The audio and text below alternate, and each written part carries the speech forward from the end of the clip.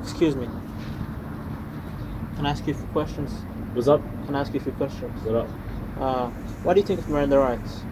Say it again? Miranda rights. What do I think about Miranda rights? Yes. They're important. And do you think like everybody who's being put handcuffs upon should be Everybody should be read Miranda rights. Yes. Yeah. It's the law, so yeah, it should be. But sometimes though that's not like happening for foreigners. Sometimes people there's a difference between being arrested and being detained. So if you're detained, you are not guaranteed to be read Miranda rights. If you're arrested, you have to be read Miranda rights. So it's a difference between being detained and being arrested. And so, like, why isn't that like a Fourth Amendment violation, though? Because the way the law is written, by law, I think you're able to be in D.C. You're able to be held for a day without a charge being presented to you, and you could be detained. It won't be necessarily being arrested, but you can be held. And with that, you can be held for a day without Miranda rights, without them explaining to you about that whole thing.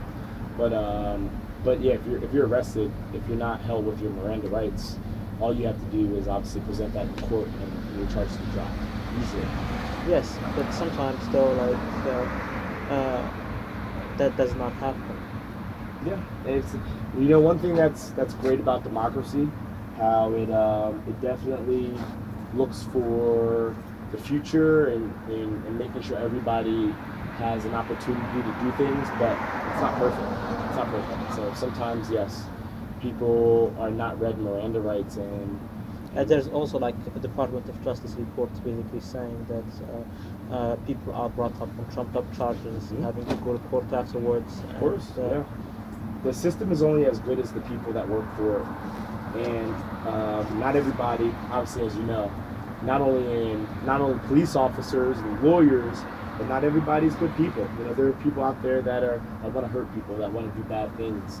And even though America is this free society and it's great and it's this, there are people that want to hurt other people, and they take the law in their own hands, and it's unfortunate, man.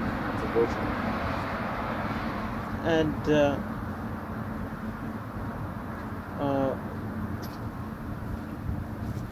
why are we not talking more about race? America, they don't talk about race. They don't? Nope. Isn't that an important conversation to have? It should be. Especially because like practices of bias are very much present in this country, and so like wouldn't that make the need for conversation even more greater? It would be, but this country's been, for the most part, ruled by white people, Europeans, for so many years that they've gotten used to that power, and even things as simple as drug laws, or let's say like jaywalking. You know what jaywalking is?